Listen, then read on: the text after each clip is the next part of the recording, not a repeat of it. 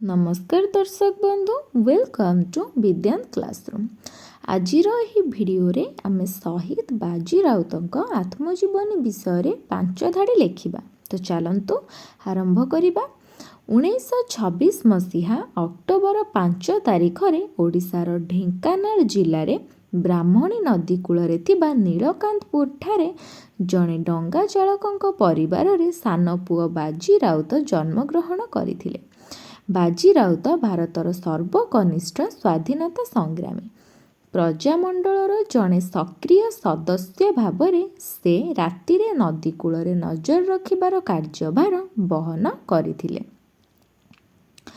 October 11 ତାରିଖ 1938 ମସିହା ରାତିରେ ଧନକାନାଲ ଜିଲ୍ଲାର ନୀଳକାନ୍ତପୁର ଘାଟରେ ବ୍ରାହ୍ମଣୀ ନଦୀ ପାର ହୋଇ ଯିବାକୁ ବାଜି ରାଉତ ବ୍ରିଟିଶ ପୋଲିସକୁ ମନା କରିବାରୁ ବ୍ରିଟିଶ ପୋଲିସ ତାଙ୍କ ଉପରକୁ ଗୁଳି ଚଲାଇଥିଲା।